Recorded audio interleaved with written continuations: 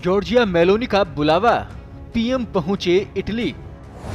मोदी 3.0 में पीएम की पहली विदेश यात्रा। पीएम की यात्रा हो रही वायरल। 2 साल से कम वक्त में 4 बार मिले। अब G7 समिट में कई बड़े मुद्दों पर चर्चा। हैशटैग मेलोडी वाली सेल्फी हो गई थी वायरल। अब एक मुलाकात जरूरी है। हैशटैग मेलोडी वाली सेल्फी तो आपको याद ही होगी।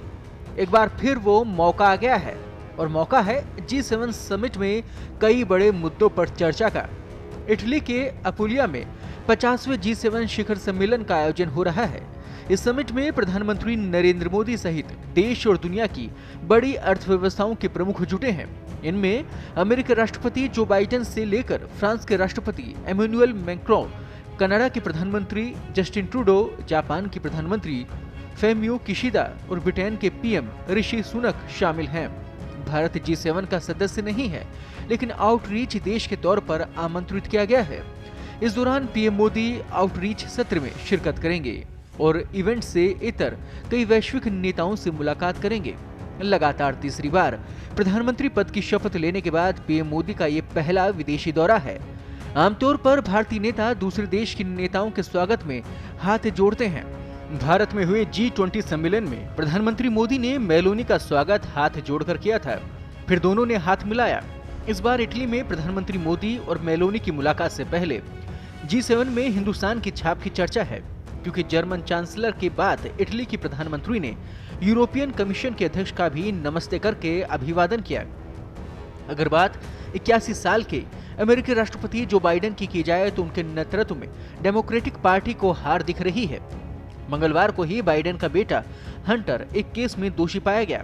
हालांकि इटली की प्रधानमंत्री मेलोनी के बारे में ऐसा नहीं कहा जा सकता। बैठक से ऐन पहले उनकी पार्टी ब्रदर्स ऑफ इटली को यूरोपियन यूनियन के चुनाव में बम्पर जीत मिली है। इस तरह मुश्किल में फंसी दुनिया की इस अहम संगठन के सदस्य इन देशों के प्रमुख सबसे कमजोर हालत में हैं। ऐसे में क्या वो बड़े फैसले ले पाएंगे, ये बड़ा सवाल है। इसलिए भारत की भूमिका अहम हो जाती है। हिंदुस्तान भले ही G7 का सदस्य ना हो, लेकिन पूरे एशिया में सिर्फ उसे ही बुलावा भेजा गया है, जो अपने आप में काफी कुछ कहता है। भारत में हुए G20 में प्रधानमंत्री मोदी के साथ इटली की पीएम की वीडियो और तस्वीरें खूब वायरल हुई।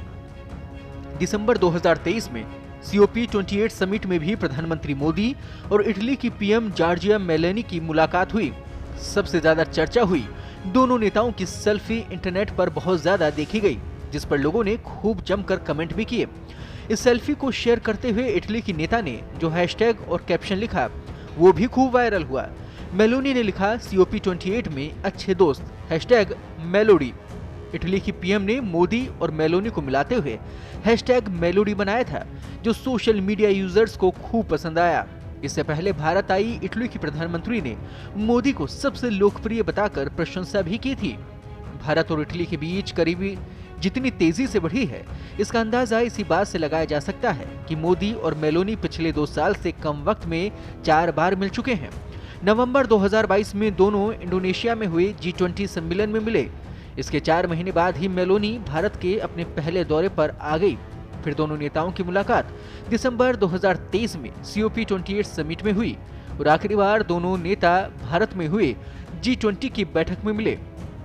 तो ऐसे में वैश्विक स्तर पर 2 देशों के हित के लिए यह मुलाकात खास है और उसके लिए बॉलीवुड का मशहूर गीत भी गुनगुनाने में आ ही जाता है कि एक मुलाकात जरूरी है सनम।